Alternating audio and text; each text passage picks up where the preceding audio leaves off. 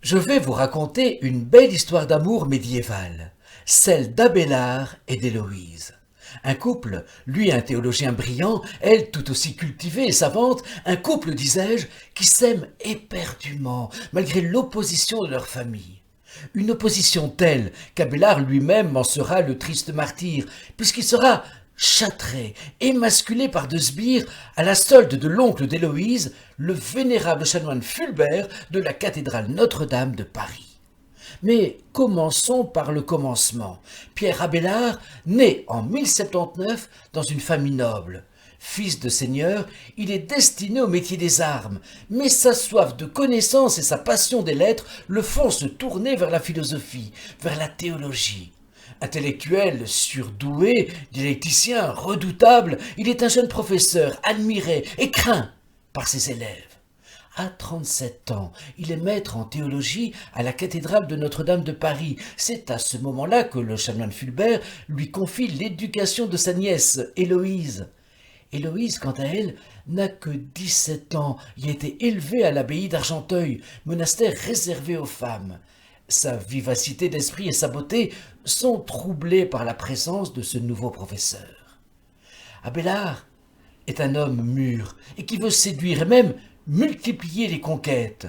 Il le dit lui-même, un loup affamé qui convoite une tendre brebis. Et c'est ainsi qu'il s'éprend d'Héloïse et parvient même à venir habiter chez le chanoine afin d'éduquer au mieux, de jour comme de nuit, son élève. Vous pensez bien que leur histoire ne reste pas longtemps sous les bons auspices de Platon, mais c'est ici que l'histoire devient quand même moins reluisante. Il faut reconnaître que la violence s'invite dans les ébats. Abélard n'hésite pas en effet à écrire « Que de fois n'ai-je pas usé de menaces et de coups pour forcer ton consentement ?»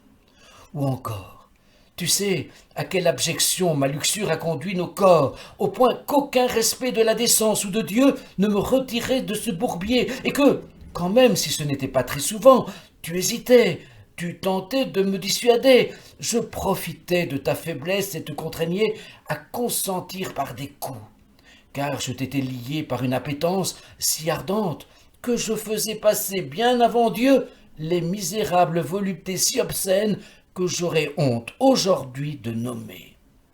Sade, vous l'avouerez, n'aurait pas mieux écrit. Héloïse, par ailleurs, n'arrête pas de s'auto-humilier en prétendant qu'elle n'est pas digne d'un amant aussi brillant. Son amour, elle l'appelle quant à elle l'unique objet de ma tristesse. Mais poursuivons. Le chanoine Fulbert fulmine lorsqu'il surprend les amoureux au milieu de leurs ébats.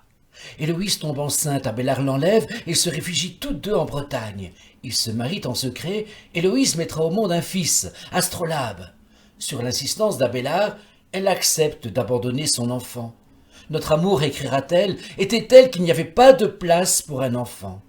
Le scandale de leur relation finit par éclater et le vénérable chanoine Fulbert emploie alors deux sbires pour châtier le philosophe. Il sera ni plus ni moins châtré, émasculé. Lui, l'intellectuel respecté dans toute l'Europe, se voit désormais appelé Pierre l'Incomplet ou même Pierrette. Pas simple et pas vraiment vivable. Il décide alors d'entrer dans un monastère.